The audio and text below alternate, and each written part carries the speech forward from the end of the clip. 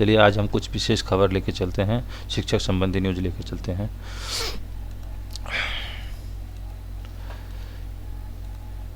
शिक्षा मंत्री के द्वारा जो है बहुत सारा बयान आया है। शिक्षा मंत्री के द्वारा मात्र 3 महीने में कौन कौन से बयान आए हैं वो देखते हैं। पहला, न्यायालय से इजाज़त मिलते ही 15 दिनों के अंदर नियुक्ति पत्र दिया जाएगा। दूसरा, 15 अगस्त को झंडा तोलन में 94,000 अभ्यर्थी होंगे शामिल। तीसरा, दीपावली से पहले अभ्यर्थी इतना मिठाई खा लेंगे कि दीपावली में खाने का मन ही नहीं करेगा। चौथा, इस साल के अंत तक मिलेगा नियुक्ति पत्र। पाँचवां, जनवरी से मार्च तक 1,75,000 शिक्षकों की होगी नियुक्ति। निष्कर्ष, 94,000 अभ्यर्थियों का कहना है कि हे कालरात्रि हे कल्याणी, बिहार के शिक्षा मंत्री जैसा इधर धरा कोई नहीं, हमारे झूठा शिक्षा मंत्री के बराबर कोई नहीं, हमारे झूठा शिक्षा मंत्री के बराबर कोई नहीं। तो निश्चित रूप से शिक्षा मंत्री अपने ट्विटर हैंडल से लिखते हैं कि 31 अक्टूबर तक सभी को, जितने भी सिलेक्टेड कैंडिडेट हैं उनको नियुक्ति पत्र मिल जाएगी। लेकिन आप लोग खुद जानते हैं कि कितना समय लग रहा है और इनके झूठे वादे और कारनामे सभी अभ्यर्थियों के नज़र में है, तो ये सब ज़्यादा दिन तक चलने वाला नहीं है। चलिए हम लोग आगे देखते हैं। आचार संहिता नियुक्ति और शिक्षकों की ज्वाइनिंग पर नहीं लग सकती रोक। ये हाईकोर्ट के द्वारा है। हाईकोर्ट के द्वारा ये आया है कि आचार संहिता जो है वो नियुक्ति शिक्षकों की ज्वाइनिंग पर नहीं लग सकती कोई रोक टोक। ये हाईकोर्ट के द्वारा आया है। तो नियुक्त शिक्षिका निशा शर्मा की याचिका पर सुनवाई करते हुए इलाहाबाद हाईकोर्ट ने कहा कि चुनाव आचार संहिता की वजह से नियुक्त शिक्षकों की ज्वाइनिंग नहीं रोकी जा सकती। कोर्ट ने गाजियाबाद BSA के ज्वाइनिंग रोकने के आदेश को रद्द कर दिया।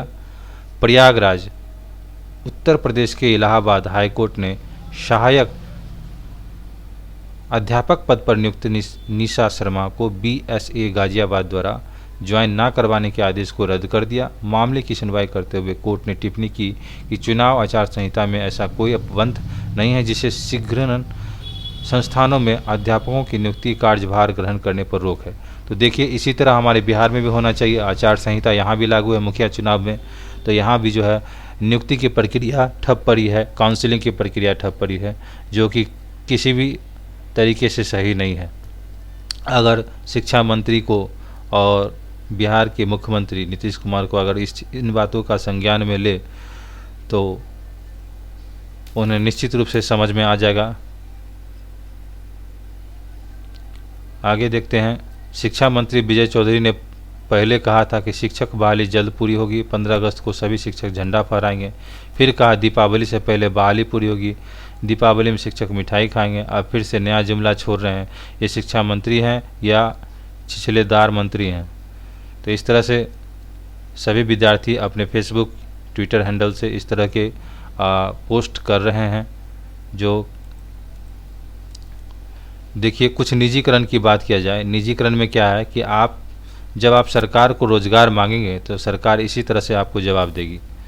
बैंक हमारे हाथ में नहीं तो रोज़गार कैसे दें, LIC हमारे हाथ में नहीं तो रोज़गार कैसे दें, रेलवे हमारे हाथ में नहीं तो रोज़गार कैसे दें, बीमा कंपनी हमारे हाथ में नहीं तो रोज़गार कैसे दें, एयर इंडिया हमारे हाथ में नहीं तो रोज़गार कैसे दें, BSNL हमारे हाथ में नहीं तो रोज़गार कैसे दें, एयरपोर्ट हमारे हाथ में नहीं तो रोज़गार कैसे दें, बंदरगाह हमारे हाथ में नहीं तो रोज़गार कैसे दें। ठीक उसी तरह तो ऐसे प्रधानमंत्री, ऐसे मंत्री को रखना किस बात का? सिर्फ पढ़ाई करेंगे और तैयारी करेंगे और उसका उचित लाभ नहीं मिलेगा, रोज़गार नहीं मिलेगा, तो ऐसा पढ़ने से क्या फ़ायदा। आगे हम देखते हैं कि इस मंत्री, हमारे यहाँ जो व्यवस्था है, शिक्षा व्यवस्था है, देखिए क्या क्या है। हमारे यहाँ नौकरी की जो व्यवस्था है, रोज़गार की व्यवस्था है। 2017 में एग्ज़ाम, 2018 में रिजल्ट, 2019 में सर्टिफिकेट, 2020 में नियोजन हुआ, चौथे साल 2021 में चयन प्रक्रिया और 5वें साल 2022 में नियुक्ति का आश्वासन। यह अनैतिक सरकार द्वारा पंचवर्षीय शिक्षक नियोजन बहाली योजना है। अब देखिए, कुछ गैस पेट्रोल डीजल से ध्यान हटाकर हम कभी इस पर भी ध्यान दें तो ज़्यादा अच्छा रहेगा। सिर्फ हम गैस की बात करते हैं, जो अभी 980 रुपया में एक सिलेंडर दिया जा रहा है। पेट्रोल का दाम आप जान ही रहे हैं, 100 प्लस है। ड्राइविंग लाइसेंस में देखिए 250 में बनता था, अब 5500 में बनता है। स्टील की कीमत 3600 रुपये थी, अब 6500 रुपया है। रेत थी 1500 रुपये की ट्रॉली, आज 6000 रुपये की ट्रॉली मिलती है। डिश रिचार्ज जो है 110 रुपया में करते थे, जो अभी 450 रुपया में रिचार्ज होता है। एटीएम से पैसे निकालने का चार्ज 0 था, अब 3 बार से ज़्यादा निकालने पर हर बार आपको 105 रुपये देने पड़ेंगे। सीमेंट की कीमत 195 रुपये थी, अब 410 रुपये हो गई। मोटरसाइकिल की कीमत 50,000 रुपये थी, अब 90,000 रुपया हो गई। 350 रुपया का था गैस सिलेंडर, अब 880 रुपया गैस सब्सिडी और 250 रुपया थी, अब 0 हो गया। 880 तो उस समय का है, अभी तो 980 लग रहा है। मोबाइल इनकम फ्री था, अब इनकमिंग जारी रखने के लिए 49 रुपये का प्रतिमाह देना पड़ता है। देश पर 2.5 लाख करोड़ रुपए का कर्ज था, अब 25 लाख करोड़ है।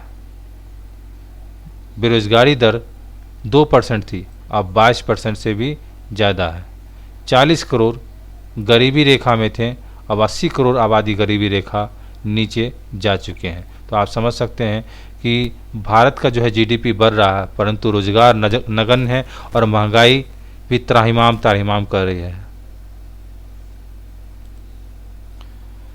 तो मिलते हैं अगले वीडियो में कुछ नए न्यूज़ के साथ। तब तक के लिए धन्यवाद। खुश रहें, स्वस्थ रहें।